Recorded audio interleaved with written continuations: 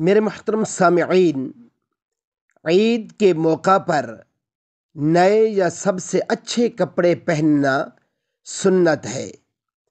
اس لیے اگر کسی نے عید کے لیے کپڑے، جوتے وغیرہ لینے ہوں تو یہ سب خریداری وغیرہ رمضان سے پہلے مکمل کر لینی چاہیے۔ رمضان المبارک کی مقدس ساعتیں عبادات کے لیے خالی رکھنی چاہیے۔ عید کے قریب بازاروں میں رش بھی بڑھ جاتا ہے اور چیزیں مہنگی بھی ہو جاتی ہیں۔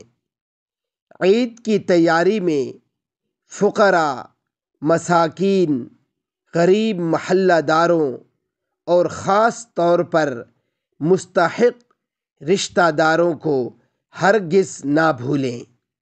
اللہ رب العزت عمل کرنے کی توفیق عطا فرمائے۔